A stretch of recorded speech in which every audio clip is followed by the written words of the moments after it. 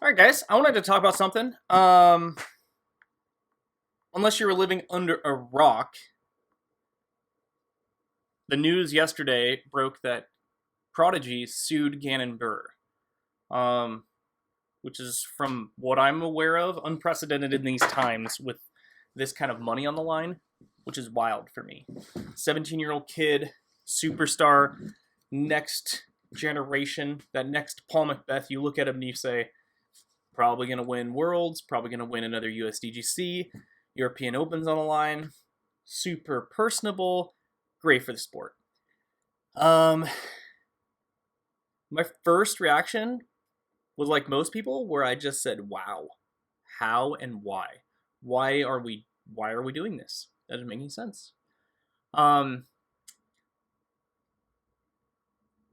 then I kind of did a compare and contrast. I have two sides on this piece of paper, so I'm going to go through this whole incident from Gannon's side and then from Prodigy's side, and this is going to be more of a discussion with everybody here because it's a little bit different of a format, but I wanted to see how this works.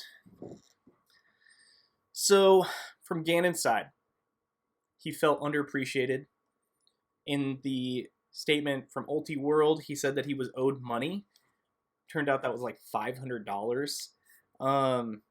He was promised a Rookie of the Year or commemorative stamp, which he never received.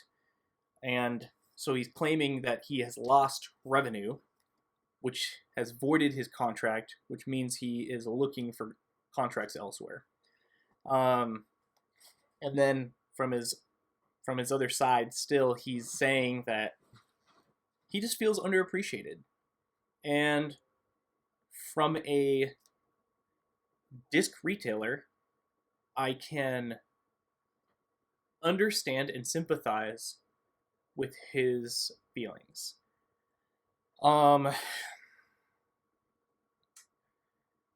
We stock a lot of companies, and Prodigy is one of the main ones that we stock.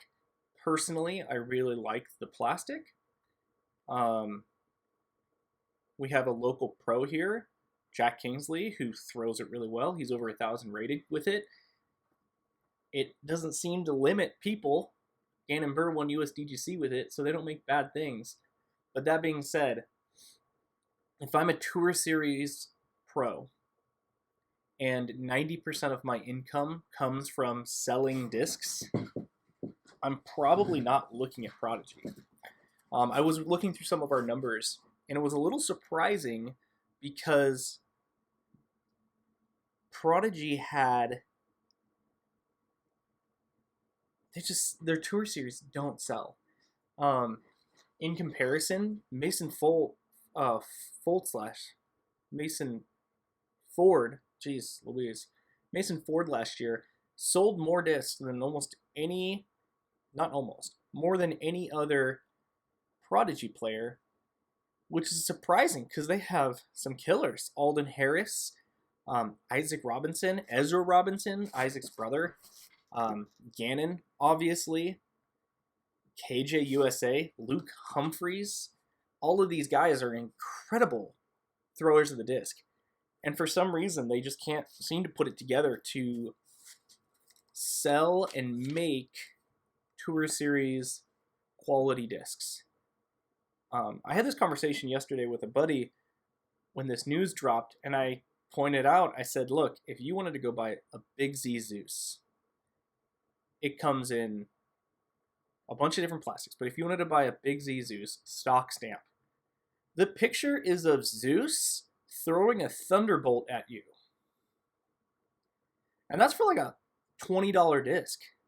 So when you're asking somebody to spend $23, $25, $28, depending on the disc, and all that it says is their name, that's a miss. It's a really big miss. And especially, it's a major disservice if the person that directly is impacted by this is that Tour Series person that you're using their name and likeness for. That being said, this isn't just a Gannon love podcast video story.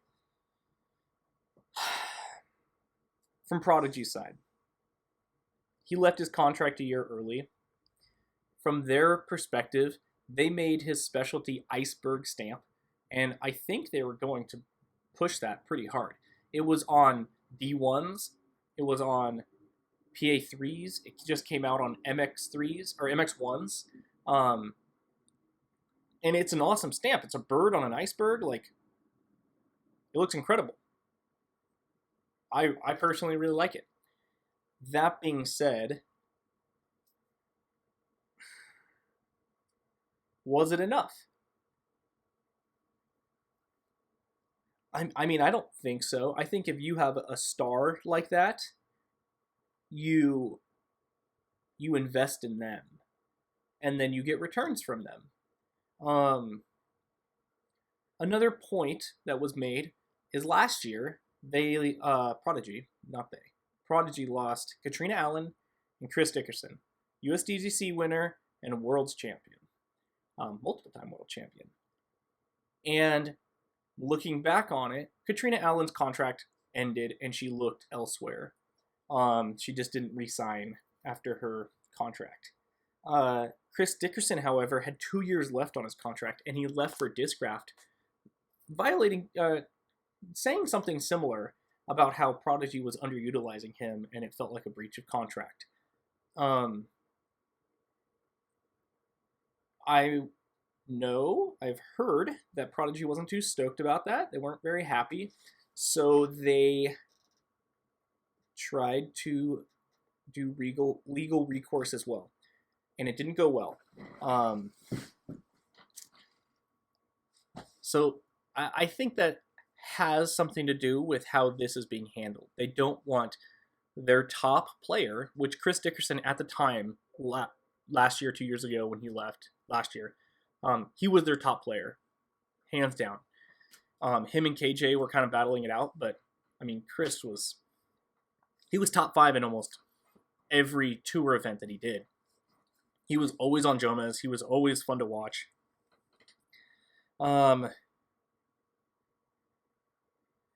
Another conversation that came up that was a little bit interesting was about Prodigy's solvency. It seems like this is a panic move from a company that might be having issues. This isn't me saying this. This is Reddit, people online. Personally, I don't think that's it. I think that this was an emotional thing. He had been with this company for a long time, and Prodigy had invested a lot of money and time into Gannon. And right when he is about to pop, and they have stars in their eyes saying these last 10 years were totally worth it. You know, we had this kid on the street team, and he won Am World's Championship, and then he became a pro. And right as he's about to turn 18, he leaves us. After they did all the investment, after they did all this work, it just seems more emotional than panic, in my opinion. I think at the end of the day, everyone loses. I don't think anybody wins in this situation, which isn't a hot take. I mean, if you're a large disc manufacturer, relatively new, I know they've been around for a minute, but out of all the major ones, the M and MVP are the newer guys on the block. They're not like Lone Star, where they're started a couple years ago, but in comparison, it doesn't make anybody look good. Gannon doesn't look good because it looks like he bailed prematurely. It doesn't make Prodigy look good because they're suing a 17-year-old, or realistically his parents. So that just doesn't look good. And then the last part I want to mention is it doesn't make Schaefer Sports look good. As a sports agency, these things should be dialed. The likelihood of legal recourse when you do a move like this and you recommend that your client do a move this drastic all of these things should be ironed out. You don't see LeBron James leaving Cleveland. Granted, it's a little different situation. Leaving Cleveland and then him getting sued by Dan Gilbert, or whoever the owner of the Cavs is. Or even, let's do another situation. You don't see Kyrie Irving getting sued by the owner of the Nets because he requested a trade and has been injured the last 3 years. These things don't happen. And the reason is because these people have agents who know what they're doing, have really good insight, have a legal team. And we're at that point in our lives where disc golf is getting to big money. The reason Gannon left was because of money. If Gannon was getting paid $10 million a year and they weren't making the right disc for him, he would figure it out. He would not have such a big deal about this. But that's not what's happening. Gannon is getting paid, I'm assuming, a base contract, because he is on an old contract, a base contract of 10, 40, somewhere in there. Enough that he could travel around, pay for all his living expenses. His mom can do that as well. And by the way, this is not confirmed. This is best guess. And then he has some sort of incentive kickback about every disc that you sell, you get $3, $2, whatever that number is. And he looked over at other people, Calvin Heimberg, Paul Macbeth, Simon Lizotte. I mean, Simon Lizotte is getting like $5 a disc, and he's getting a base contract of about $1 million. So he's getting a base contract of $1 million. He gets $4 a disc. Estimated they sold 200,000 Lizotte hexes. He has another $800,000 coming his way. Think about that. That's his first Tour Series disc. That's the first thing that he's dropped. And he's almost doubled his contract. And on MVP's side, they made a bunch of money too, because they're not making no money when they make these discs. They're not going to give Simon $4 to $5 a disc and then not make any money out of this thing. They're doing it for themselves as well. So to be on their side, they probably made their contract back on one disc, which is incredible. Their yearly contract. And it's February 20th. Think about that. Going back to this. So Gannon's looking around at all these other people who have opportunities and who their company is making that person's money a priority because it also benefits them. And he looks at his own contract, he looks at his own company and is unhappy.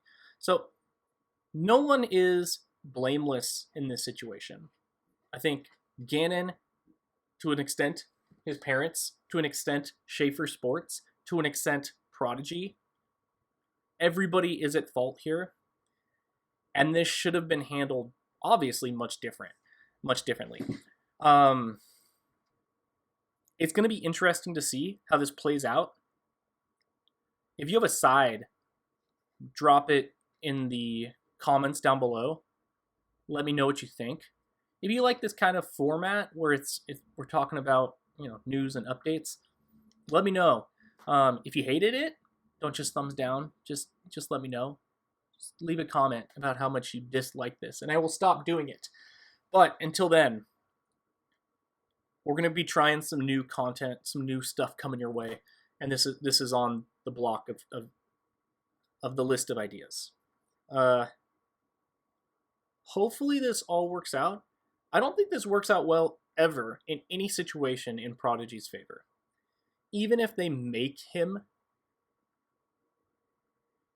Gannon play out his contract, no one's going to look at this in June and say like, oh, I'm going to go buy that Gannon disc. Like, no one's going to do that.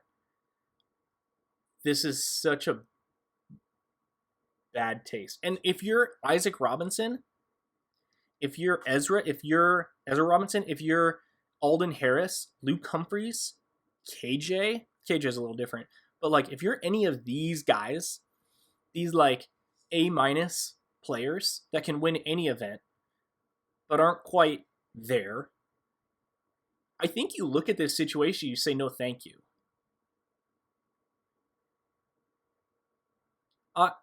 Personally, in my life, I don't ever look at somebody and say, oh, this person is mean to other people, but they treat me okay, so I'm going to fully trust them and do everything with them.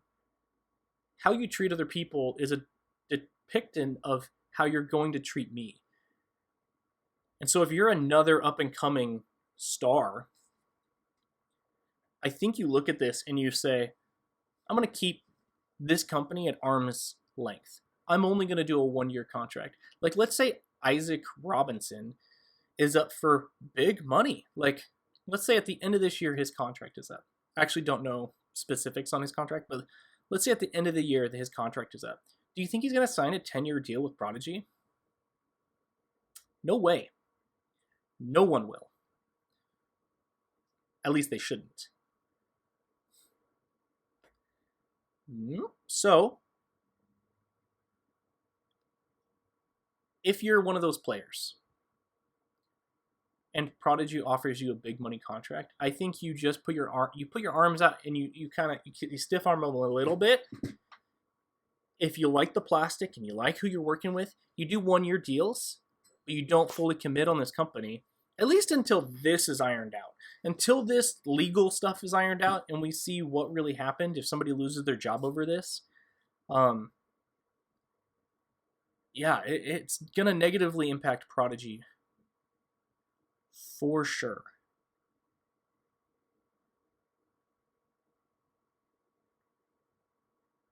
Golly. Okay. I'll do another reaction update video if you guys would like. And if not, we'll stop doing these altogether. But leave a comment. I want to have a dialogue with you guys. I'll respond to every comment that's dropped down below. Because it is a super interesting thing. And I want to see where everybody else's head is at. Okay. Nice talking. See you on the next one.